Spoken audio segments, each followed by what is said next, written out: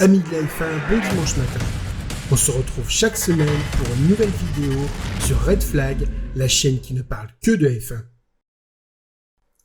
Vendredi, c'est essai libre. Traditionnellement, une séance soporifique devant laquelle Coca et Popcorn tiennent compagnie aux commentaires avisés de Julien Febvreau et Jacques Monsieur Propre Villeneuve. Pourquoi soporifique ?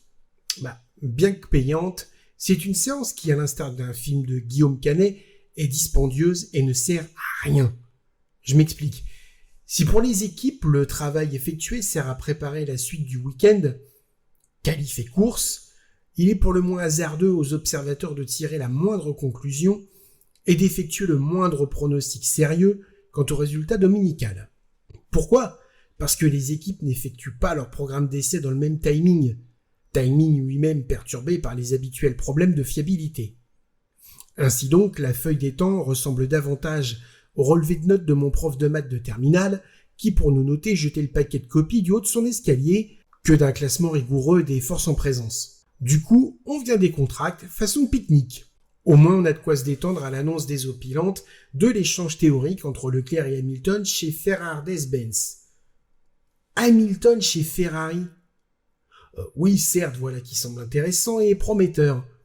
À ceci près qu'on n'imagine pas Sir Louis quitter AMG en plein échec, car l'homme est tout sauf un lâche qui saute seul dans le canot de sauvetage. Et pour trouver quoi ? Une auto, certes rouge, mais qui va à peine mieux. Quant à Leclerc, quitter sa maison rouge adossée à la colline pour endosser une combinaison de couleur, noire donc, et y affronter un George Russell qui nous semble plus coriace que Carlos Sainz, bien dans ses murs, pour piloter une auto qui ne va pas là où on lui demande d'aller, au sein d'une équipe qui ne sait plus où elle va. Parce que, faut bien l'avouer, chez AMG, on est dans le flou. Non, franchement, on n'y croit pas. Pourquoi pas Adrian Newey, Max Verstappen chez Williams ou chez Haas ? À en croire la presse italienne, on sera à 2 doigts de voir la Ferrari conduite par l'hologramme d'Ayrton Senna. Un peu de sérieux.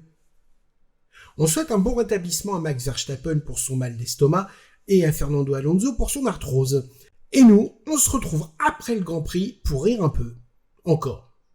Bon Grand Prix et sortez couverts.